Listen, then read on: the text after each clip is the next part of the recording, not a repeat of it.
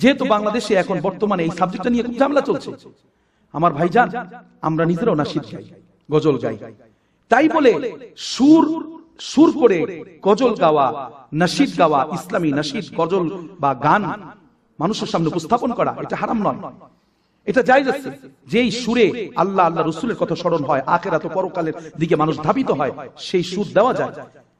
কিন্তু এমন কোন গায়ক, এমন কোন আউল ফাউল বাউল, এমন কোন সাবজেক্ট, এমন কোন বিষয়ে কথা বলতে পারবে না যে দ্বীন ও ইসলাম সম্পর্কে যাররা পরিমাণ ধারণা রাখে না, যেই সাবজেক্টের মানুষই না, আদার ব্যাপারে জাহাজের খবর দিবে, এটা হতেই পারে না। নাস্তিক যত টাইপের মানুষ আছে খেয়াল করে দেখবা, এরা বেশিরভাগ আউল ফাউল বাউল, তারপরে কি বলে জানো, যাদের জন্মের কোনো ঠিক নাই, যাদের মাথা বিগড়ে গেছে, যাদের বংশীয় মর্যাদা বলতে কিছু নাই, ব্যক্তিত্ব বলতে কোনো কিছু নাই, পৌরুষত্ব বলতে পুরুষত্বহীন, যাদের ভিতরে সত্যি করে সভ্যতা ভদ্রতা বলতে কিছু নাই, এই সমস্ত মানুষগুলো হয় নাস্তিক। কিন্তু আমার আব্বা একটা কথা বলতেন, কোশ্চিনকালেও কোন ডক্টর মানে ডাক্তার যারা চিকিৎসা বিজ্ঞান নিয়ে কাজ করে কোনদিন তাদেরকে নাস্তিক হতে দেখবা না। সুবহানাল্লাহি ওয়া বিহামদিহি। কেন জানেন? আমার আব্বা বলেন, সে আল্লাহ পাকের কুদরতের সৃষ্টি তথ্যের একটা সাইড, এই মানব দেহে কি পরিমাণ রব্বে কারীমের সৃষ্টির নৈপুণ্যতা, সৃষ্টির শৈলী এবং গভীরতা আছে, সেটা সে নিজ চোখে দেখতে পায়। এই জন্য ম্যাক্সিমাম ডাক্তারদের দেখবা তারা নামাজ পড়ে, যদি নামাজ নাও পড়ে তাহলে সে লোকটা তার চাল চলনে কখনো সে নাস্তিকতা পেশ করে না। সুবহানাল্লাহ। বিষ্ণু হাফেজ বদু গুয়ম কে গুল তাজা নমি মানদ, अगर मानद शबे मानद शबे दीगर नमी मानद,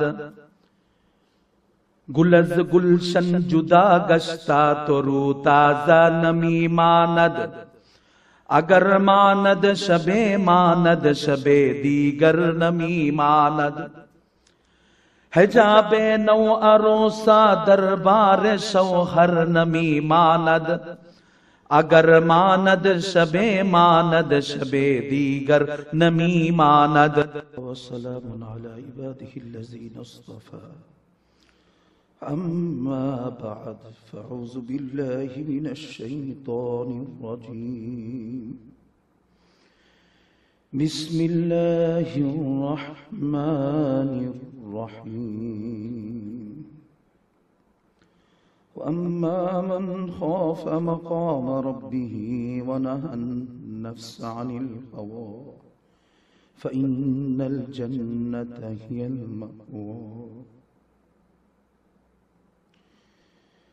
औ कमा क़ाल अलैहि सलातु वस्सलाम, इत्तक़िल महारिम तकुन अअबदन नास। वक़ाल तआला, इन्नल्लाह व मलाइकतहु युसल्लूना अलन नबी, या अय्युहल्लज़ीना आमनू सल्लू अलैहि वसल्लिमू तस्लीमा। আমরা সকলেই দিল থেকে মুহাব্বতে রাসূল আরবি সাল্লাল্লাহু আলাইহি ওয়াসাল্লামের রওজায়ে আতহারে হাদিয়া পাঠাই, জবান খুলে পড়ি দরুদ ইব্রাহিম। আল্লাহুম্মা সাল্লি আলা মুহাম্মাদিন ওয়া আলা আলি মুহাম্মাদ কামা সাল্লাইতা আলা ইব্রাহিম ওয়া আলা আলি ইব্রাহিম ইন্নাকা হামিদুম মাজিদ। আল্লাহুম্মা বারিক আলা মুহাম্মাদিন ওয়া আলা آل محمد كما باركت على إبراهيم وعلى آل إبراهيم إنك حميد مجيد۔ یا رب میری سوئی ہوئی، یا رب میری سوئی ہوئی تقدیر جگا دے، آنکھیں مجھے دی ہے تو مدینہ بھی دکھا دے، سننے کی جو قوت مجھے بخشی ہے خداوند، تیرے مسجد نبوی کی اذان بھی سنا دے. بلغ العلا بکمالہ کشف الدجا بجمالہ حسنت جمیع خصالہ صلو علیہ وآلہ.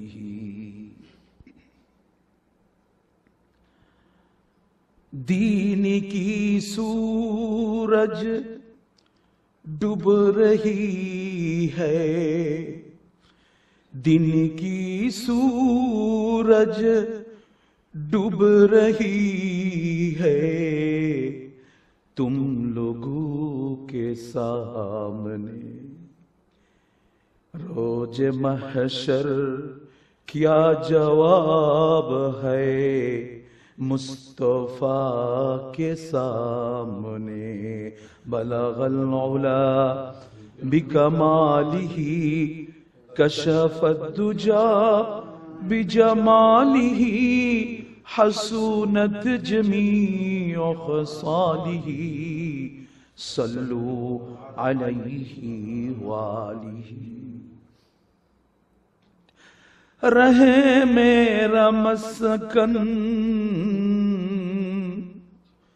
رہے میرا مسکن حوالی کعبہ، بنے میرا مدفن دیار مدینہ. ساحل سے لگا دے عشق کا سفینہ، ساحل سے لگا دے عشق کا سفینہ. اے میرے مولا مجھے دکھا دو مکہ اور مدینہ.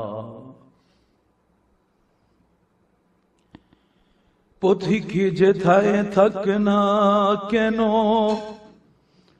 বাড়ি রাখে মনে, পথিকে যেথায় থাক না কেন বাড়ি রাখে মনে.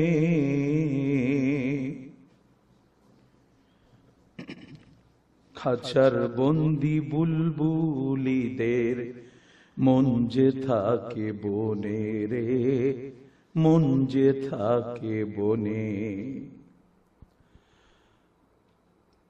পাঁচতলাতে নাই রে শান্তি, শান্তি আছে গাছতলায়, শান্তি নাই রে গান বাজনাতে, শান্তি আছে জিকরুল্লাহ.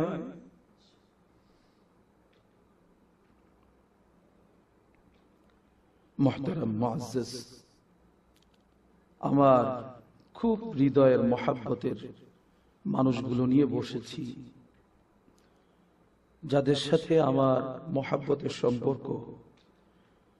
মহাব্বতের অনেক দাম, অনেক দাম। এই মহাব্বতের জন্য কেউ এক গ্লাস পানি নিয়ে সারা রাত দাঁড়িয়ে থাকে। আমরা জানি এক ছেলে পৃথিবীর ইতিহাসে স্বর্ণ, সে তার মায়ের মহাব্বতে সারা রাত পানি নিয়ে দাঁড়িয়েছিল। আবার মহাব্বত নাই তো বাংলার জমিনে, যেই জমিনে বসে কথা বলতেছি, যে সময় কথা বলতেছি, গোটা বাংলাদেশে খোঁজ করলে দেখা যাবে এমন অনেক হতভাগা সন্তান আছে যার সিনায় মা বাবার ভালোবাসা নাই, তো বাবা মাকে বৃদ্ধাশ্রমে ফেলে রাখছে। আর যার মহাব্বত আছে, এক রিকশাওয়ালা সারাদিন কষ্ট করে রোদে পুড়ে ঘাম ঝরিয়ে রিকশা চালিয়েছে। রিকশার এই কর্মটা অনেক কষ্টের, অনেক পরিশ্রমের, অনেক ব্যথার। ঘাম মুছতেছে, শরীর থেকে ঘাম টপটপ হয়ে পড়তেছে। ফলের দোকানে গেছে, ফলের অনেক দাম, 200 থেকে 250 টাকা কেজি মালটা, 300 টাকা 250 টাকা কেজি আপেল, আনারের কেজি 450 থেকে 500 টাকা। তো মায়ের জন্য একটা আনার, একটা কমলা, একটা আপেল কিনে গামছার ভিতরে সেটাকে বেঁধে পিঠের ভিতরে রিকশার সিটের নিচে জায়গা আছে সেখানে রেখে দিয়েছে। বলে যে কি ব্যাপার, এটা কার জন্য নিলেন? সন্তানের জন্য, বিবির জন্য? কিন্তু সে তো সন্তানের জন্য নিছে, মার জন্য নিছে, বিবির জন্য নিছে, কিন্তু জবাব দিছে না, এই ফলটুকু আমি কিনেছি আমার মায়ের জন্য। আমার মা খাওয়ার পরে যদি আমার সন্তান আমার বিবির নসিবে জুটে, কারণ এমন একটা দিন আমার ছিল যে সময় আমি কান্না ছাড়া আমার কোনো ভাষা ছিল না।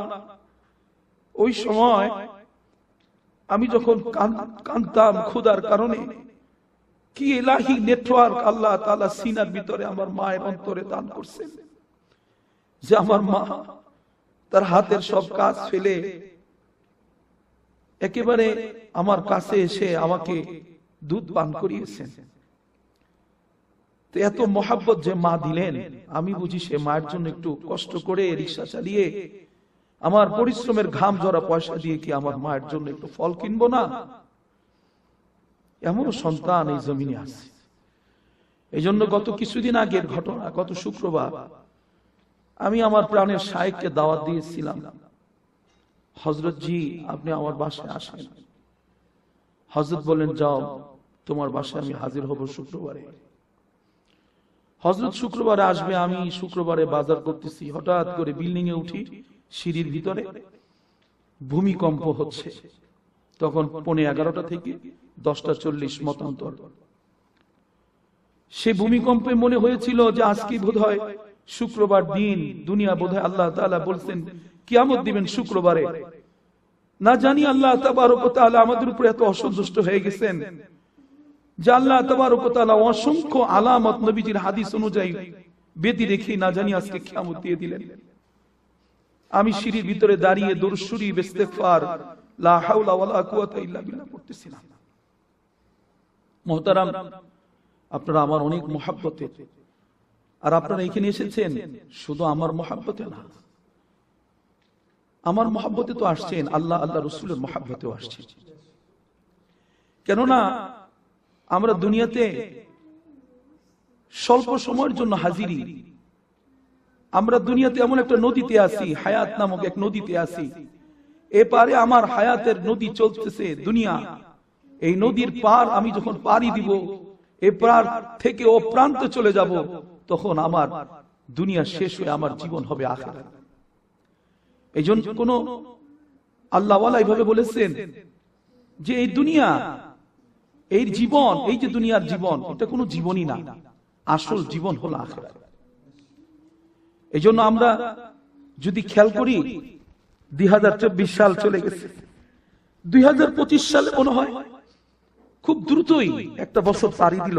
আজকে নভেম্বর মাসের আমরা শেষ দিকে আছি, তার মানে বছরের একেবারে শেষ প্রান্তে আমরা পৌঁছে গিয়েছি। ওই দিন আমার শায়েখ বলতেছিলেন যে মিয়া, আগে মাস গেলেও টের পাইতাম, সপ্তাহ গেলেও টের পাইতাম, দিন গেলেও টের পাইতাম, আর এখন মনে হয় সপ্তাহ আর মাস এমন ভাবে চলে যাচ্ছে যে এক সপ্তাহ থেকে আরেক সপ্তাহ শুক্রবার বুঝতেই পারি না যে কোন দিক থেকে সপ্তাহ চলে যাচ্ছে। নবীজি সাল্লাল্লাহু আলাইহি ওয়াসাল্লাম বলেন যে আমার উম্মতেরা, শেষ জামানার উম্মত যারা, কিয়ামতের কাছাকাছি উম্মত যারা, এরা সময়ের এবং অনেক কিছু বরকত থেকে বঞ্চিত হয়ে যাবে। বিশেষ করে কথা প্রসঙ্গে একটি কথা বলতেই হয়, আগে আমরা আমাদের মুরব্বিদেরকে দেখেছি এই শীতকাল আসলে কত আইটেমের খাবার ছিল।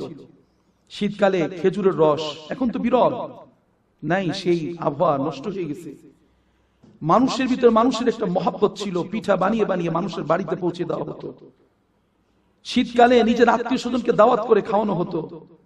এবং আমি এরকম দেখেছি, যেহেতু আমরা গ্রামে বড় হয়েছি, যে ফ্যামিলিতে 10 জন 15 জন মানুষ সদস্য, একজনের ইনকামে সবাই পেট ভরে 4 বেলা খানা 3 বেলা খানা খেয়েছে। আর এখন একটা ফ্যামিলিতে, একটা পরিবারে, একটা ফ্ল্যাটে 2-3 মানুষ থাকে, 3 জনই কাজ করে, তারপরও রিজিকের সংকট, না ঠিক মতো সিজনের ফল খেতে পারে, না ঠিক মতো শীতকাল আসলে একটু পিঠা খেতে পারে, না ঠিক মতো নিজের মন চায় কোথাও একটু ঘুরতে যেতে পারে, না নিজের মন চায় যে কোথাও কখনো আত্মীয় স্বজনকে ডেকে এনে একসাথে বসে 4টা ডাল ভাত খেতে পারে। কারণ মানুষের ভিতরে আজকে রিজিকের বরকত একেবারেই হারিয়ে যাচ্ছে।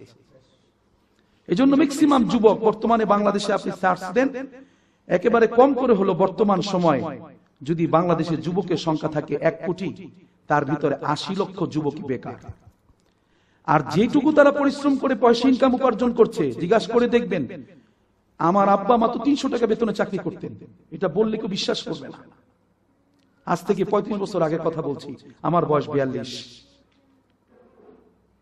আর সেই আমার বাবা যখন দুনিয়া থেকে চলে যান 2012 সালে, আমার আব্বা একদিন আমাকে খাবারের সময় বলতেছিল যে আমি এখন 22-23 হাজার টাকা বেতনে চলে আসছি, কিন্তু আমার কাছে মনে হচ্ছে ওই স্বল্প টাকার বেতনের যে বরকত আজকে 22-23 হাজার টাকার ভিতরে কেন জানো ওই স্বস্তি, ওই প্রশান্তি, ওই বরকত হারিয়ে যাচ্ছে। এবং আমার আব্বা একটা ইম্পর্টেন্ট কথা বলেছিলেন যে এই বেটা শোনো, আমরা তো তোমাদেরকে নিয়ে খেয়ে গেলাম, তোমাদেরকে বাজার থেকে কিনে এনে খাওয়ালাম, প্রতি সিজনে, আপেলের সিজনে 10 কেজি থেকে 15 কেজি আপেল আমাকে খাওয়াইতেন আমার আব্বা। সুবহানাল্লাহ। প্রতি সিজনে আমার আম্মা আর আমার আব্বার এক মজার কথা আমার বিবিকে শুনাইলাম যে দেখো 3 কেজি আপেল কিনে নিয়ে আসছে, আমি বাবা মার এক সন্তান, তো এই 3 কেজি আপেল যখন আমাকে দিছে আমি 1 থেকে 1.5 কেজি খেয়ে ফেলছি। এখন আমার মা বলতেছে তুমি ওর কাছে পুরো প্যাকেট দিয়ে দিছো। আমার আব্বা এনে বাইরে থেকে আসছে, দরজা খোলার পরে পুরো প্যাকেট 3 কেজি আপেলের প্যাকেট আমার কাছে দিয়ে দিছে। আমি খাই আর ওই আপেলের যে ভিতরে যে বিচি টিচি যেগুলো থাকে এগুলো ফেলতেছি। তা আমার মা বাবা 2 জন কথা বলতেছে, খেয়াল তো করে নাই, আমি তো আমার রুমে বসে খাইতেছি। তা আমি খাইতে খাইতে 1 কেজির উপরে খেয়ে ফেলছি। এখন আমার আম্মা ওই সম্ভবত আব্বা ভাত খাবে, তো ওনার ভাতের ইন্তজাম করতেছে। এমন সময় আমারে দেখছে যে আপেল অর্ধেকের বেশি শেষ হয়ে আসতেছে। আমি তো ওই খাটের মধ্যে বসে খাচ্ছি। আমার আব্বাকে যা বলতেছে, হাসতেছে, ছেলের কাছে দিয়ে আসছে পুরো প্যাকেট, ও তো অর্ধেক শেষ করে ফেলছে। এটা আমি রাখলে ওরে প্রতিদিন চাইলে 1-2টা করে দিতাম, এখন তো একসাথে দিছো, সব শেষ। আব্বা আবার দৌড়ে আসছে, এসে বলে কিও আমার আপেল জানছিলাম, কি অবস্থা? আমি আবার ক্ষুধা লাগছে, খাইছি। এই পরিমাণ খাওয়ান আল্লাহ তাআলা আলহামদুলিল্লাহ বাবা মার মহব্বতে খাওয়াইছেন। আবার পৃথিবীতে এমনও এখন বাবা মা আছে যে তার সন্তানকে ফল কিনে খাওয়াবে, এই 500 টাকার আনার আর কিনে সন্তানকে খাওয়াতে পারতেছে না, আনারের চেহারাটা দেখে বাসায় চলে যাচ্ছে। অসংখ্য পিতা এখন এই পৃথিবীতে আছে, বিশেষ করে বাংলাদেশে। তার মানে দিন যাইতেছে, কিয়ামত কাছে আসতেছে। নবীজি সাল্লাল্লাহু আলাইহি ওয়াসাল্লাম ওই হাদিস, আমাদের সময়ে আমাদের জিন্দেগিতে বারাকা নষ্ট হয়ে যাবে, বারাকা বরকত নষ্ট হয়ে যাচ্ছে। তার কারণ কি? তার একটি কারণ হলো, আমরা ছোটবেলায় যেটা দেখেছি, ফজরের আজান হলে ফজরের নামাজ বৃদ্ধ মানুষ তো পড়তো, যুবকরাও পর্যন্ত মসজিদে চলে যেত। আর এখন ম্যাক্সিমাম যুবক একদম সারা রাত ফেসবুক, ইন্টারনেট, বিশেষ করে ডিভাইস আর অ্যাপস নিয়ে এত ব্যস্ত থাকে, ফজরের নামাজ তাদের নসিব হয় না। তারা ফজরের নামাজ গিয়ে মসজিদে পড়া তো দূরের কথা, নিজের ঘরেও মুসল্লা বিছাতে পারে না, ঘুমে বিভোর থাকে। যার কারণে কয়েকটা মুসলিমীয় মুরব্বী এছাড়া, আমি আজকেও ফজরের সময় খেয়াল করলাম, যারা দাড়ি পাকা মানুষগুলো ছাড়া ফজরের নামাজে যুবকের সংখ্যা নাই।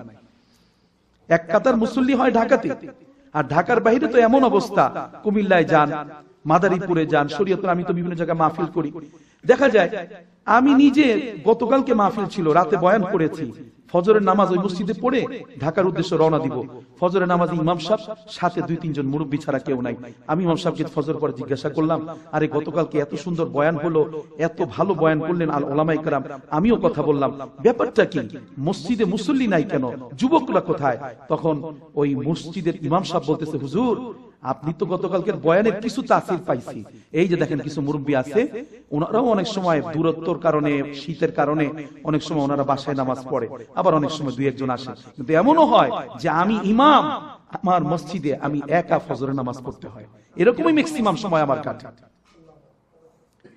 আপনি বলেন, আপনি চিন্তা করি, এই যে আমাদের জীবন 2025 সাল কেটে যাচ্ছে, আমরা আমাদের জীবনের ফজরের নামাজের হেফাজত করতে পারি নাই, আমরা আমাদের যুবককে মসজিদে ঢুকাতে পারি নাই, আমরা আমাদের পরিবেশকে আগের সেই অবস্থায় রাখতে পারি নাই। এই জন্য আমাদের একজন মুরব্বী, একজন অ্যাডভোকেট, ইসলামিক অ্যাডভোকেট, মন মানসিকতার দিক থেকে খুব আলেমদেরকে ভালোবাসেন, তিনি একদিন আমাকে বলতেছেন আমাদেরকে কেন্দ্র করে বলতেছেন, মাওলানা আপনারা প্রায় বলেন ইসলাম কায়েম করবেন, ইসলাম কায়েম করবেন, ইসলাম কায়েম করবেন, মাশাআল্লাহ এটা অনেক ভালো উদ্যোগ, নিঃসন্দেহে ওয়েলকাম, নিঃসন্দেহে মুবারকবাদ। কিন্তু মনে রাখবেন, ইসলাম যতটুকু কায়েম করতে চাচ্ছেন আল্লাহ কবুল করলে তো হবে, আল্লাহ কবুল না করলে হবে না, কিন্তু যতটুকু আছে এতটুকু রক্ষা করেন। সুবহানাল্লাহ, খুব দামি কথা তিনি বলেছেন, যতটুকু আছে অতটুকু রক্ষা করেন। যেই মসজিদে 10 জন যুবক নামাজ পড়তে যেত, আজকে দেখলে দেখা যাবে কয়দিন পরে ওখান থেকে 10 জনের জায়গায় 2 জন মাইনাস, আরো কিছুদিন যাচ্ছে আবার মাইনাস। নবীজি সাল্লাল্লাহু আলাইহি ওয়াসাল্লাম হাদিসের মধ্যে বলছেন, আমরা সাধারণত সানি জুমার মধ্যে এই খুতবার ভিতরে শুনি, খায়রুল কুরুন সুম্মাল্লাযিনা ইয়ালুনাহুম সুম্মাল্লাযিনা ইয়ালুনাহুম, যত নবীজির কাছাকাছি তত ভালো, কোয়ালিটি ভালো, আর যত নবীজির কাছাকাছি থেকে দূরে তত চলে যাচ্ছে কিয়ামতের কাছাকাছি, তত কোয়ালিটি নষ্ট হয়ে যাচ্ছে। এই জন্য আমাদের মুরব্বীরা, জাস্ট একটি মাসালা, দোকানে গেছেন তো গিয়ে দেখেন যে হোটেলের ভিতরে 2টা রুটি, কয়টা রুটি? 2টা রুটি, একটা রুটি ঠান্ডা রেখে দেওয়া হয়েছে রুটিটা, আরেকটা রুটি দেখেছে এই রুটিটা মাত্র তেল দিয়ে ভেজে গরম, বেশ গরম, এটা মাত্র রাখা হয়েছে। একটা হলো ঠান্ডা আর একটা গরম। আমরা হলে কোনটা খাবো? ভাই গরম রুটি দাও। আমরা হলে কোনটা খাবো? ভাই গরম ভাত দাও। আমরা হলে কোনটা খাবো? ভাই গরম তরকারি দাও। আর আমাদের আকাবির আসলাফরা কি করতেন? ওই যে নবীজির হাদিস খায়রুল কুরুন, নবীজি সাল্লাল্লাহু আলাইহি ওয়াসাল্লাম ওই হাদিসকে টার্গেট করে আমাদের আকাবির আসলাফরা বলতেন, এই রুটি কোনটা কি রকম? বলে যে হুজুর এই যে গরম আছে, ঠান্ডাও আছে। হযরতরা বলতেন, না গরম না, ঠান্ডা দাও। কারণ যেই রুটিটা ঠান্ডা ওইটা নবীজির যুগের অনেক কাছাকাছি, যেটা মাত্র সবে হয়েছে, কিছুটা হলেও দূরে চলে গিয়েছে। সুবহানাল্লাহ, সুবহানাল্লাহ। এই হলো আমাদের আকাবির আসলাফদের তাকওয়া। আমি আজকে যে এখানে বসেছি লম্বা চোনা আলোচনা করতে বসি নাই, আমি একটা আপনাদের খেদমতে অ্যাডভার্টাইজ করতে বসছি। আমার একজন উস্তাদ যার কাছে আমি কোরআন তরজমা করেছি, আমার বাবাকে হারিয়ে ফেলেছি। বাবা চলে যাওয়ার পরে যে মুরব্বীরা আমাদের সেরে তাজ, আমাদের দিলের বাদশা, যাদের দিকে আমি তাকিয়ে থাকি, যাদের কিছুটা নজর, কিছুটা জুতার হাত দিয়ে তাদের খেদমতের সুযোগে হয়তো মালিক এই গোলামকে আজকে এখানে বসার, অথবা দিনের যেইটুকু খেদমতের যতটুকু আল্লাহ পাক আমার দ্বারা নেন, এটা ওই আমার এই উস্তাদদের বরকত, তাদের নিসবত, তাদের সোহবত। হযরত জি রাস্তায় আছেন, আসতেছেন, হযরতকে দেখলেই আলহামদুলিল্লাহ আমাদের দিল ঠান্ডা হবে। বিশেষ করে হযরতের বয়ান আমরা খুব মনোযোগের সাথে শুনবো, কিছুক্ষণের মধ্যেই চলে আসবেন। তার আগে আমি ছোট্ট একটা নুসখা আলোচনা করতে চাই, যেহেতু বছর আরেকটা শেষ হয়ে আসলো। আমরা কি নিতে পারলাম? আমরা যে দুনিয়াতে আসছি, আমরা তো বাজার করতে আসছি, আমরা দুনিয়াতে তো মার্কেটিং করতে আসছি, এখানে তো মাল খোয়াইতে আসি নাই, এখানে তো চালান ধ্বংস করতে আসি নাই, এখানে তো পুঁজি নষ্ট করতে আসি নাই। এই জন্য আজকে মিডিয়াগুলোতে দেখা যায় বিভিন্ন জায়গাতে বিভিন্ন রকম সাবজেক্টের বিতর্ক। একটা মানুষ সে ইসলামের ধারের কাছেও নাই, সে গান বাজনা করে, সে গিটার বাজায়, সে আউল বাউল ফাউল বিভিন্ন রকমের মন মানসিকতায় এবং বিভিন্ন রকমের ফিকির এবং বিভিন্ন রকমের তন্ত্র মন্ত্রে বিশ্বাসী। আসলে ইসলাম কি জিনিস, ইসলাম কোন জিনিসের নাম, এটা তার সে এক লাইনে তো দূরের কথা, 1000 লাইন বললেও তাকে বোঝানো সম্ভব না। আর সে তার কলিজা এতটা গান্দা হয়েছে, কারণ মনে রাখবেন কিতাব বলে, কোরআন এবং সুন্নাহ বলে যে পৃথিবীতে এই জমিনে কিছু কিছু মানুষ আসছে, কেউ কবি, কেউ সাহিত্যিক, কেউ লেখক, কেউ সাংবাদিক, কেউ বিভিন্ন ধরনের, কেউ হয়তো ওই যে আমরা যারা আলোচনা করি, কেউ হলো বক্তা, শায়ের বা মুবাল্লিগ, কেউ দায়ী। এই বিভিন্ন ধরনের আল্লাহ তাআলা সবাইকে দিয়ে এই জমিনকে ভরপুর রাখেন, জমিনকে আবাদ করেন। এর ভিতরে কিছু কিছু কবি আছে, এরা তাদের কবিতা দিয়ে আখিরাত তৈরি করে, তাদের কবিতা তাদেরকে আখিরাতের দিকে নিয়ে যায়।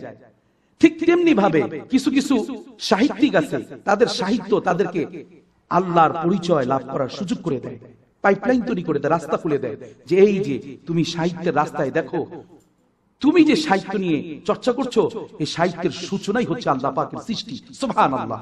একটু আগে আমার স্নেহের ভাই মতিউর রহমান বলতেছিলেন যে আল্লাহ পাকের কুদরত যে দেখবে। আমার আব্বা একটা কথা বলতেন রাহিমাহুল্লাহ, যে বাবা নাস্তিক যত টাইপের মানুষ আছে খেয়াল করে দেখবা, এরা বেশিরভাগ আউল ফাউল বাউল, তারপরে কি বলে জানো, যাদের জন্মের কোনো ঠিক নাই, যাদের মাথা বিগড়ে গেছে, যাদের বংশীয় মর্যাদা বলতে কিছু নাই, ব্যক্তিত্ব বলতে কোনো কিছু নাই, পৌরুষত্ব বলতে পুরুষত্বহীন, যাদের ভিতরে সত্যি করে সভ্যতা ভদ্রতা বলতে কিছু নাই, এই সমস্ত মানুষগুলো হয় নাস্তিক। কিন্তু আমার আব্বা একটা কথা বলতেন, কোশ্চিন কালো কোন ডক্টর মানে ডাক্তার যারা চিকিৎসা বিজ্ঞান নিয়ে কাজ করে কোনদিন তাদেরকে নাস্তিক হতে দেখবা না। সুবহানাল্লাহি ওয়া বিহামদিহি। কেন জানেন?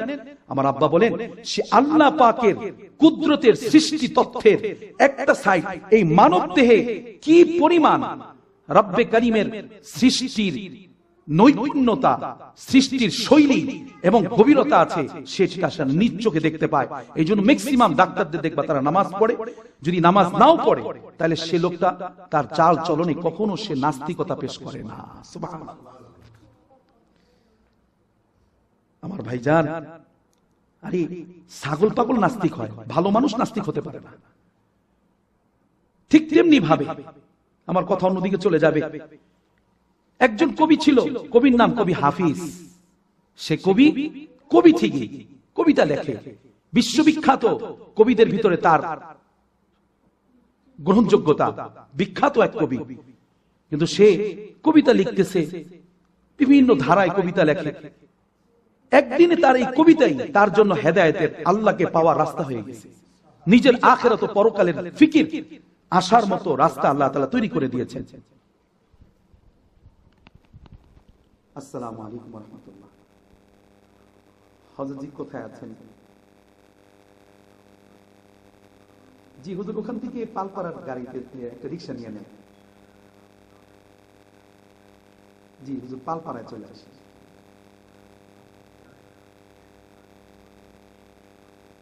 জি জি জি জি জি, তাহলে 1 নম্বর থেকে নেন হুজুর। আপনি 1 নম্বর থেকে পালপাড়া 30 টাকা নিলে হয়তো ভাড়া হবে। জি হুজুর, ইনশাআল্লাহ আসেন। আসসালামু আলাইকুম। মোবাইলটা আপনার কাছে হুজুর ফোন দিলে ধরে পালপাড়া আপনি রিসিভ করুন। আপনি তো চিনেন হুজুরকে। তো কবি হাফিজ সে তো লেখালেখি করে, ভালো কবিতা লিখে, বিভিন্ন লাইনে কবিতা লেখে। কিন্তু একদিন তার এই কবিতা লিখতে লিখতে কবিতার ফাঁকে ফাঁকে কবিতার বাকি কবিরা রোমান্টিক হয়।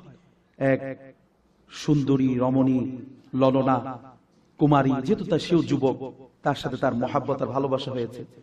তো স্বাভাবিকভাবে যখন একজনের সাথে একজনের প্রেম হয়, ভালোবাসা হয়, একটা ছেলে একটা মেয়ে দেখা যায় কোন একটা জায়গায় অ্যাড্রেস করে যে এই জায়গায় তুমি আসো। তো একটা বাগানের পাশে সেইখানে গিয়ে তারা দেখা সাক্ষাৎ করতো, সংক্ষিপ্ত বলতেছি। তো একদিন হঠাৎ করে দেখে যে যেই মেয়েটা প্রতিদিন তার সাথে দেখা সাক্ষাৎ করতে আসতো, ওই মেয়েটা সেই জায়গাতে আর নাই। বাগানের যে মালিক, যে বাগানকে সাফ করে, পরিদর্শন করে, বাগানের খেদমত করে, সেই খাদেম মালিককে জিজ্ঞাসা করলে, এদিকে আসো তো, এখানে যে মেয়েটা প্রতিদিন আমার জন্য ওয়েট করতো, অপেক্ষা করতো, সে কোথায়? তো বাগানের মালিক বলতে, স্যার সে মেয়েটা তো জ্বর বা ঠান্ডা কাশি যে কোনো একটা রোগে আক্রান্ত হয়ে সে তো কবরে চলে গেছে।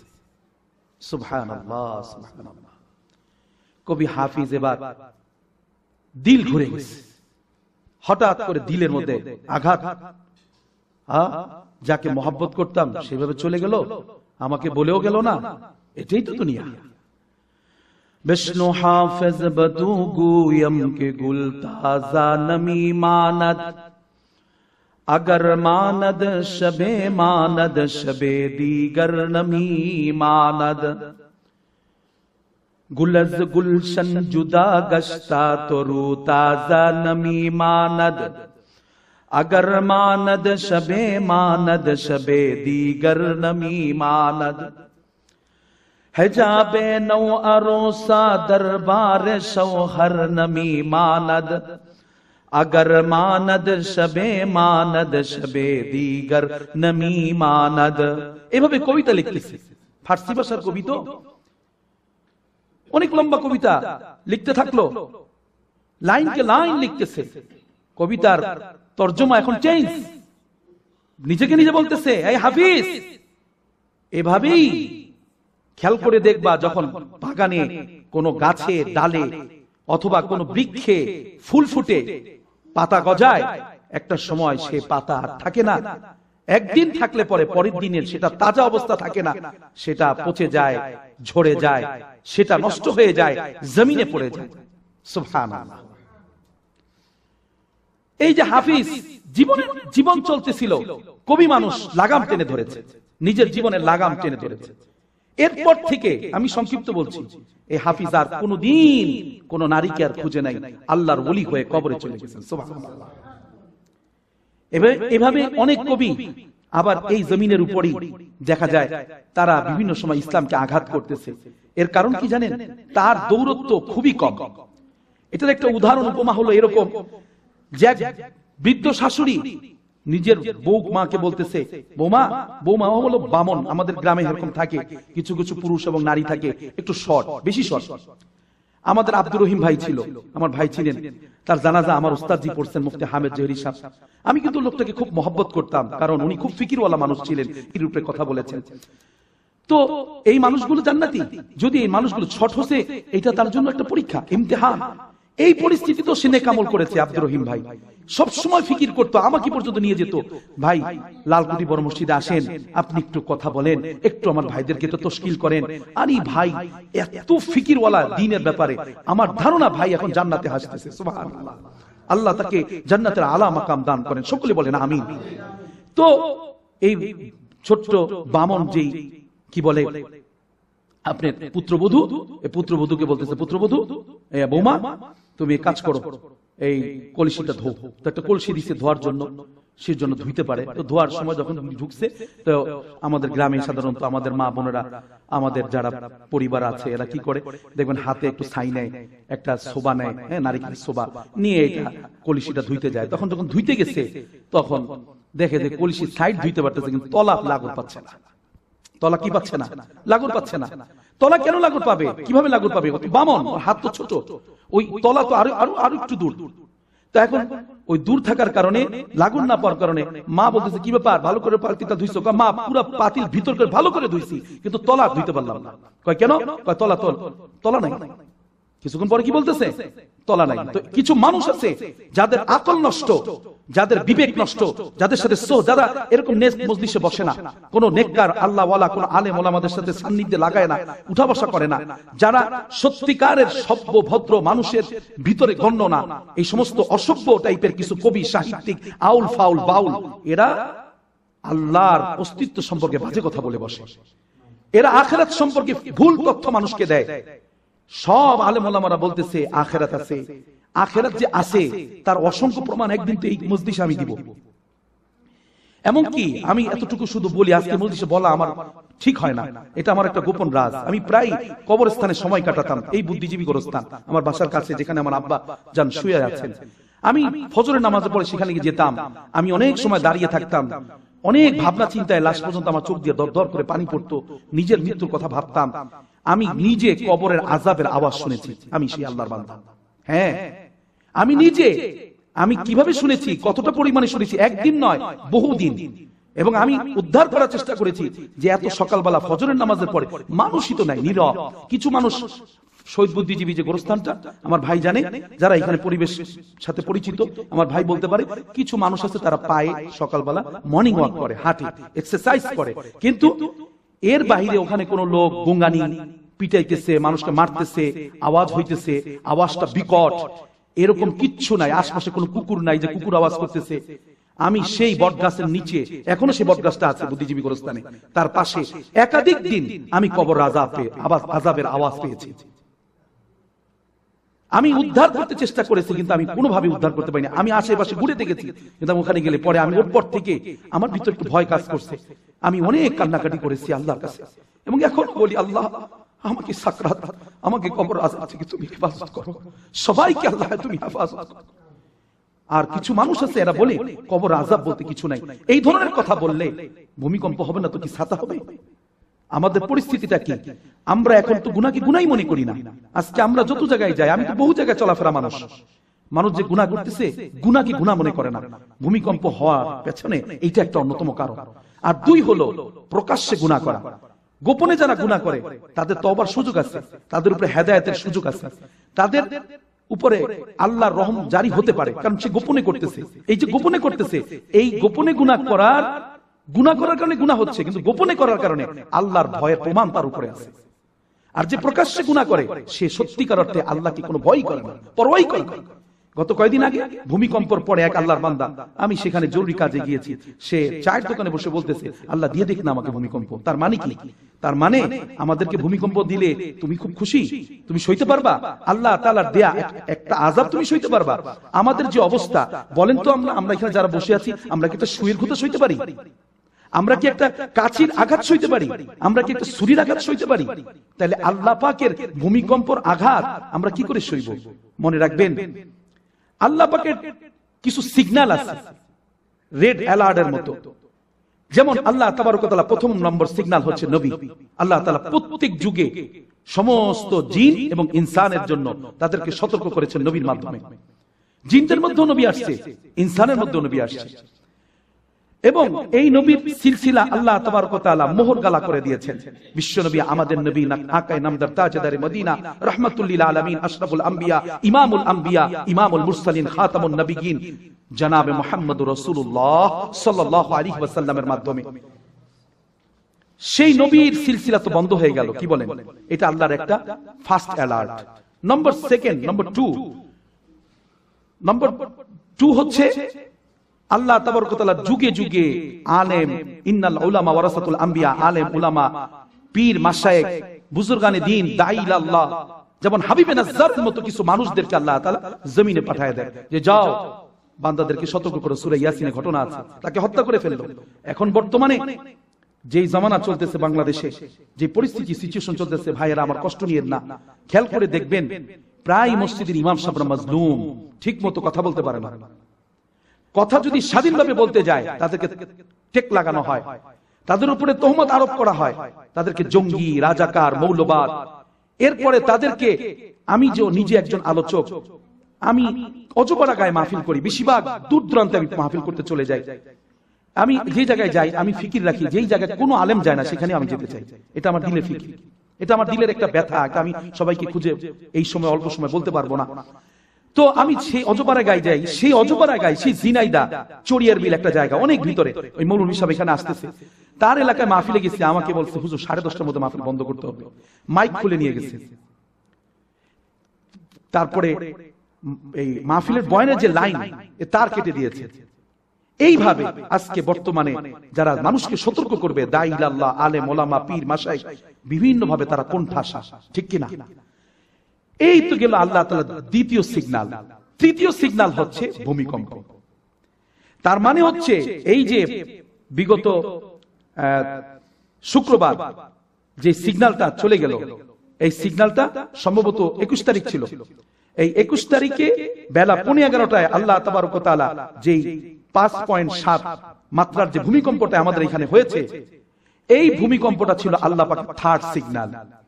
এইটা নিয়ে কোন রকমের আমাদের মন্তব্য, বাজে মন্তব্য না করে আমাদের জন্য বুদ্ধিমানের কাজ হচ্ছে এখনই তওবা করে নেওয়া। কিন্তু যেই দিন সিগন্যাল এসেছে আল্লাহর পক্ষ থেকে, এর পরের দিনও ভূমিকম্প হয়েছে, তার পরের দিনও হয়েছে, পরের দিন 2 বার হয়েছে, তারপরের দিনও আরো একবার হয়েছে। এই যে 3-4 বার পর পর ভূমিকম্প হলো, কিন্তু আমি দেখেছি আমার আশপাশে ওই বিয়ের বাড়ির অনুষ্ঠান চলতেছে, ওই যারা গল্প গুজব করতেছে তো করতেছে, যারা নামাজ পড়তো না তো ওই আগেই হালতই চলতেছে। এভাবে যদি চলতে থাকি তাহলে আমার ভাই সামনে শুধু নেককার আর বদকার না, পরহেজগার আর অদিনদার না, সবাই আমরা ধরা খেয়ে যাব। শুধু মুসলিম আর অমুসলিম না, সবাই আমরা ধরা খেয়ে যাব। কারণ আল্লাহ তাবারক ওয়া তাআলা একটা নিজাম, যখন আল্লাহ কোন জাতিকে ধ্বংস করেছেন, আমরা কওমে লূতের ঘটনা জানি, যখন ধ্বংস করেছেন তখন ওখানে যদি কোনো নেককারও থাকে তাকেও আল্লাহ ধ্বংস করে দেন। যদিও তার উপরে আযাব প্রয়োগ হয় না, কিন্তু তাকেও রেহাই দেওয়া হয় না। কেননা আল্লাহ তাবারক ওয়া তাআলা একটা নিজাম, যে আল্লাহ তাআলা বান্দা যখন নবীর সতর্কতাও মানে না, ওলি আবদাল গাউস কুতুব আলেম ওলামা এদের সতর্কতাও মানে না, তখন আল্লাহ বলেন এখন আমার এখানে তাদেরকে ডাইরেক্ট সতর্ক করা ছাড়া উপায় নাই। তখন মাটিকে আল্লাহ মোমের মতো বানিয়ে দেন, তুলার মতো বানিয়ে দেন, এবং এর মধ্যে আল্লাহ তাআলা ভূমিকম্প সৃষ্টি করে দেন। বিভিন্ন রকমের অপব্যাখ্যা চলতেছে এই ভূমিকম্প নিয়ে, এগুলোর দিকে কান দেওয়ার কোনো সুযোগ নাই। এখন একটাই কাজ, আমাদের প্রকাশ্য অপ্রকাশ্য গুনাহের ব্যাপারে তওবা করা, বেশি বেশি গুনাহ ছাড়ার অভ্যাস তৈরি করা এবং মানুষকে সতর্ক করা, এর কোনো বিকল্প নাই। মুহতারাম, দ্বিতীয় বলতেছিলাম এই যে আল্লাহর বান্দা লেখালেখি করেন, কবি, সতর্ক হয়ে গেলেন। আমরা এরকম দেখেছি যুগে যুগে। সাইয়্যিদুনা হযরত ওমর ফারুক রাদিয়াল্লাহু তাআলা, আমরা কেন তাকে চিনি? তার সময় ছিল একজন গায়ক। যেহেতু বাংলাদেশে এখন বর্তমানে এই সাবজেক্টটা নিয়ে খুব ঝামেলা চলছে, আমার ভাইজান আমরা নিজেরাও নাশিদ গাই, গজল গাই। তাই বলে সুর করে গজল গাওয়া, নাশিদ গাওয়া, ইসলামী নাশিদ, গজল বা গান মানুষের সামনে উপস্থাপন করা, এটা হারাম নয়, এটা জায়েজ আছে। যেই সুরে আল্লাহ আল্লাহ রাসূলের কথা স্মরণ হয়, আখিরাত ও পরকালের দিকে মানুষ ধাবিত হয়, সেই সুর দেওয়া যায়। কিন্তু এমন কোন গায়ক, এমন কোন আউল ফাউল বাউল, এমন কোন সাবজেক্ট, এমন কোন বিষয় কথা বলতে পারবে না যে দ্বীন ও ইসলাম সম্পর্কে যাররা পরিমাণ ধারণা রাখে না, যেই সাবজেক্টের মানুষই না, আদার ব্যাপারে জাহাজের খবর দিবে, এটা হতেই পারে না। তো দেখা গেছে সে একজন, তারই যুগে হযরত ওমর ফারুক রাদিয়াল্লাহু তাআলার যুগে একজন গায়ক ছিল। যে সমস্ত মানুষগুলো উল্টাপাল্টা কথা বলে না, আল্লাহ তাআলা বক্র দিল যাদের না, দিল সোজা, গুনাহ করে কিন্তু ভিতরে ভয়। আমারই অনেক মহব্বতের মানুষ আছে, হুজুর নামাজ পড়তে পারি না, দোয়া করবেন আল্লাহ যেন পড়ার তৌফিক দেন। বিশ্বাস করেন এই লোকগুলো একসময় নামাজি হয়ে যাবে। যে মানুষগুলো আমি দেখেছি নামাজ পড়ে না, বিবিকে পর্দায় রাখে না, কিন্তু নিজে আলেম ওলামাদেরকে খুব ভালোবাসে। আমি নিজের চোখে দেখেছি, আমার কাছে জ্বলন্ত প্রমাণ আছে। আমি যে মসজিদগুলোতে একটা সময় ইমামতি করতাম, মসজিদে তরজমাতুল কোরআন করতাম, এর মধ্যে এক মসজিদে আমি তরজমাতুল কোরআন করতাম, আমার ভাই সেখানে উপস্থিত আছেন। ওনারই পার্শ্ববর্তী আরেক ভাই ছিলেন যিনি গাড়ি চালাতেন, ড্রাইভ করতেন। উনি এত সুন্দর দাড়ি রেখেছেন, একদম সুন্নতি পরিবেশে চলে আসছেন। যারা আলেমদেরকে ভালোবাসে, মসজিদ মাদ্রাসার প্রতি সুধারণা রাখে, ইসলামকে ভালোবাসে, আল্লাহ আল্লাহ রসুলকে ভালোবাসে, আল্লাহকে ভয় করে, এই মানুষগুলোর হেদায়েত কশিন কালো ছুটে যায় না। তাদের জীবনে কোনো না কখনো আল্লাহ তাআলা হেদায়েত দিয়েই দেন, আলহামদুলিল্লাহ। বিশেষ করে এই যে গায়কের কথা বলতেছিলাম, সাইয়্যিদুনা হযরত ওমর ফারুক রাদিয়াল্লাহু তাআলার সময় এক গায়ক, বেচারা বাউল মানুষ, গান গাইতো। তো গান গাইতেছে গান গাইতে গাইতে একটা সময় আসে মানুষের, এমনটা হয় মানুষ যখন যৌবনকালে যেমন পরিশ্রম করতে পারে, একটা সময় আসে মানুষ বৃদ্ধ হয়ে যায়, আর পারে না। বার্ধক্য আসলে পরে যৌবনকালের মতো দোকানে বসে থাকবে, এনার্জি হয় না। যৌবনকালের মতো একটা জায়গায় বসে বসে দীর্ঘ সময় একটা কাজ নিয়ে স্টাডি করবে, আর হয় না। এই জন্য দেখা যায় যখন মানুষ বৃদ্ধ হয়ে যায়, তাদেরকে কি করা হয়, আমাদের দেশে সরকারি চাকরিজীবী অথবা যারা প্রাইভেট ফার্মে আছে তাদেরকে রিটায়ার্ড দিয়ে দেওয়া হয়, পেনশন দিয়ে দেওয়া হয়। ঠিক তেমনি ভাবে এই গায়ক তো গান গাইতেছে দীর্ঘদিন, লুকায় লুকায় পর্যন্ত গান গায়। সাইয়্যিদুনা ওমর ফারুক রাদিয়াল্লাহু তাকে ধরতে চেষ্টা করতেছে যে তার কোন সময় বাটে পাইলে আমি তাকে ধরে ফেলবো, কিন্তু সে সব সময় ওমর ফারুক রাদিয়াল্লাহু থেকে, খলিফাতুল মুসলিমিনের জামানার মানুষ, সে সব সময় ঘুরে ঘুরে দূরে দূরে মানুষকে গান শুনে শুনে পয়সা ইনকাম করে। কিন্তু এমন একটা সময় আসছে, শাইলের শক্তিও চলে গেছে আর গলার কণ্ঠের স্বর নষ্ট হয়ে গেছে। তখন এই গায়ক, এই যে যার কথা বলতেছিলাম, সে বেচারা কাবার গিলাফের কাছে গিয়ে ওযু করে কাঁদতেছে আর বলতেছে, মালিক, আল্লাহর দিকে তাকিয়ে বলতেছে, দয়া করো দয়াময়, আমি গুনাহগার, যথাযথ ইবাদত করিনি তোমার, পেয়েছি তোমার দান সদা অবিরত, পারিনি গোলাম হতে গোলামের মতো। বিশেষ করে আল্লাহর কাছে আল্লাহর গোলাম গান গাইতো, ওখানে গিয়ে কাবার গিলাফ ধরে বলতেছে, মালিক, জীবনে অনেক ভুল করে ফেলেছি, এত বেশি ভুল করেছি যে কণ্ঠ তুমি দিয়েছিলে কালামুল্লাহ তেলাওয়াত করার জন্য, আমি সেই কণ্ঠ দিয়ে গান গেয়ে গিয়ে মানুষকে গোমরাহ করেছি, জীবনের উপরে জুলুম করেছি। মালিক, আজকে আমি তোমার কাছে হাজিরা দিতেছি। মালিক, তুমি আমাকে তোমার খাস রহমে, দয়ায়, করমে তুমি আমাকে মাফ করে দাও। মালিক, তুমি যদি মাফ না করো আমার কোনো রাস্তা নাই। কারণ একটা কথা মনে রাখবেন মুহতারাম, আমরা আল্লাহ পাকের হারানো গোলাম হারায় গেলে যদি তার মালিকের জন্য কাটতে না পারে, সে গোলাম কোনোদিন মালিকের কাছে ফিরতে পারে না, কোনোদিন ফিরতে পারে না। এর একটা উদাহরণ আমার দাদা শেখ হাকিমুল উম্মত হযরত বলেন, আমরা হজে গেলাম, হজে গিয়ে দেখলাম ছোট্ট একটা বাচ্চা, সে তার মাকে হারায় ফেলেছে।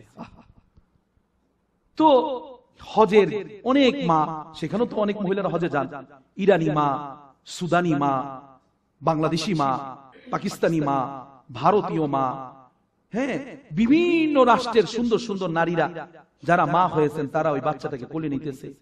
বাচ্চা তাকায় দেখে আরে এ তোমার মা না, জোরে চিৎকার দিতেছে, আরো কান্নার আওয়াজ। আমার দাদা শাইখ বলেন পুরা হজের মজলিসের এই বাচ্চাটাকে কেন্দ্র করে একটা জায়গায় একটা মানুষের ভিতরে একটা প্রভাব সৃষ্টি হয়ে গেল। সবাই অস্থির এই বাচ্চাটার কান্না থামানোর জন্য, কেউ তার কান্না থামাইতে পারে না। যেই মায়ের কাছে দেওয়া হয় আর এদিক থেকে এলান চলতেছে এই সন্তানটা হারানো গেছে, কে কার মা, এর মা কে? আপনার সন্তান আপনি ফিরে নেন, আপনার সন্তানকে আপনি খুঁজেন, আপনার সন্তানের এই যে আমাদের কাছে আছে। তো কিছুক্ষণ পরে দেখা গেল অনেক তালাশ খোঁজ করার পরে, তথ্য তালাশ নেওয়ার পরে মাকে খুঁজে পাওয়া গেল। এখন ওই সন্তানটাকে তার নিজের মা, আসল যে মা, সে মায়ের কাছে যখন দিছে, এখন সন্তানটা মাকে দেখি হায় তোমার মা। এখন সন্তানটা তার মায়ের কাঁধের ভিতরে থুতনি লাগায়া, এই গালটাকে লাগায়া অজগর ধারায় কাঁদতেছে। আর আগের মতো যে চিৎকার দিয়ে কাঁদতো ওই কান্না না, প্রশান্তির কান্না, যে সে তার মাকে খুঁজে পেয়েছে। মোহতারাম, বান্দা যখন নিজের ভুল বুঝতে পারে, ভুল আমাদের জীবনটাই তো আমরা দুনিয়াতে আসার পরে ভুল করার জন্য, এক নম্বর হলো নফস, দুই নম্বর হলো শয়তান। এই দুই ইন্টারনাল এক্সটার্নাল যে দুইটা আমাদের শত্রু, দুশ্মন সবসময় আমাদের পিছনে লেগে আছে। আর সবসময় চেষ্টা করতেছে কিভাবে আমাকে ভিতর থেকে নেক আমল নষ্ট করা যায়, কিভাবে আমাকে বিভ্রান্ত করে জাহান্নামের কীট বানিয়ে দেওয়া যায়। বারবার এরা চেষ্টা করতেছে। আমার শাইখ যে আজকে যিনি বয়ান করবেন, উনি গত একবার প্রোগ্রামে এখানে আসছিলেন, আজ থেকে 3 মাস আগে। তিনি বলছিলেন মুমিন তো তাকেই বলে যে দুইটা ষড়যন্ত্র বুঝতে পারে, একটা নফসের ষড়যন্ত্র আর একটা হলো শয়তানের ষড়যন্ত্র। এর বাইরে মুমিন হওয়া খুব কঠিন। বিশেষ করে এমনিতেই তো দুনিয়াতে আসার পরে শত্রু আমার পিছনে লেগেই আছে, নফস প্লাস শয়তান। কি করে আমাকে জাহান্নামে নেওয়া যায়, সেই জায়গাতে বান্দা যদি ভুল করেই ফেলে, আবার যদি সেই ভুলের উপরে করে অহংকার, তার হেদায়েত তখন তার কপাল থেকে মুছে যায়। তো আল্লাহর বান্দা কাঁদতেছে যে মালিক আমি ভুল করে ফেলেছি, আমি গান গাইতাম, আমি গিটার বাজাইতাম, গান গাইতাম, মানুষকে বিভ্রান্ত করতাম, নিজের জীবনের উপর জুলুম করেছি। রব্বানা যালামনা আনফুসানা ওয়া ইল্লাম তাগফির লানা ওয়া তারহামনা লানাকুনান্না মিনাল খাসিরিন। যখন আল্লাহর কাছে দোয়া করতেছে, কান্নাকাটি করতেছে, আল্লাহ তাবারক ওয়া তাআলা সেই সময়ের খলিফাতুল মুসলিমিন, যিনি যদি শেষ জামানার এরপরও নবীজির পরে কেউ নবী হইতো, যিনি নবী হইতেন তিনি হচ্ছেন ওমর ফারুক রাদিয়াল্লাহু তাআলা আনহু। তো তিনাকে আল্লাহ তাআলা দিলের ভিতরে ইলহাম করলেন, নবীদের জন্য ওহী, আল্লাহ ওয়ালাদের জন্য, সাহাবায়ে কেরামের জন্য হয় ইলহাম করলেন। ইলহাম করে বললেন যাও আমার এই বান্দার কাছে যাও, গিয়ে তাকে খুশখবরি দাও, এত কাঁদতেছে, তাকে বলো আমি আল্লাহ তাকে রহম করে মাফ করে দিয়েছি। সুবহানাল্লাহ, সুবহানাল্লাহ। ওমর ফারুক রাদিয়াল্লাহু শোনার সাথে সাথে দৌড় দিলেন। ওই গায়ক যখন দেখতেছে আরে খলিফাতুল মুসলিমিন আমার দিকে দৌড়ে আসতেছে, সে ভাবছে হায় হায় আজকে বোধহয় আমার সব ফাঁস হয়ে গেল আর আমি ধরা খেয়ে গেলাম। সেও দিছে দৌড়। তো এমন দৌড় দিছে, ওমর রাদিয়াল্লাহু বলে ভাই তুমি দৌড়াও না, আমাকে আল্লাহ তোমার কাছে পাঠাইছে। ও আমার ভাই শুনো, আল্লাহ তাআলা তোমাকে মাফ করে দিছে। ওই গায়ক যখন এই কথা শুনছে, সাথে সাথে ওয়াজবে হাল তার এমন অবস্থা হলো, সে সাথে সাথে ওই জায়গায় স্ট্রোক করে মারা গেল। তওবার উপরে স্ট্রোক করে মারা গেল। কাম মিন সহিহিন রাআইতু মিন সাকবিন যাহাবা নাফসুহু সাইহাতু ফালতাতান। এমন একটা জমানা আসবে, এখন তো স্ট্রোকের জমানা, যুবকরা স্ট্রোক করে। আমার ভাইজান, যদি নসিব ভালো হয় আর আল্লাহ রাসূলের বিরুদ্ধে কেউ বিরুদ্ধাচরণ না করে, একটা সময় ফিকরে আখিরাত, ফিকরুল মউত তার ভিতরে চলে আসতে পারে। আল্লাহর রহমে সম্ভব। কিন্তু কেউ যদি উল্টাপাল্টা কথা বলে তাহলে তার নসিব পুড়ে যায়। এইজন্য আমার ভাইজান, আমরা এখানে যে একত্রিত হয়েছি, আমাদের একটাই উদ্দেশ্য, আমরা কি করে আখিরাতের মঞ্জিলে, দুনিয়া তো আমাদের করতেই হবে, দুনিয়াতে ছাড়তে বলেন নাই, কারণ দুনিয়া হচ্ছে আখিরাতের জন্য সিঁড়ি।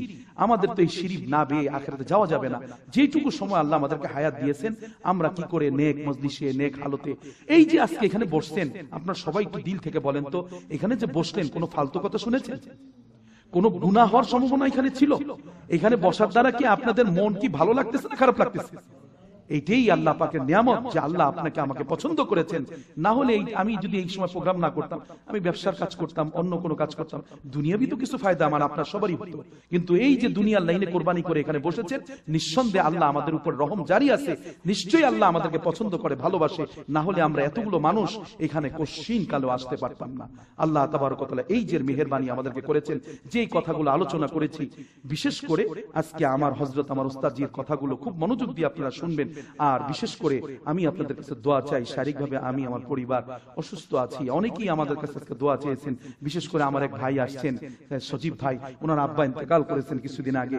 আমিও আমার বাবাজিকে আজকে থেকে 12 বছর আগে হারিয়েছি।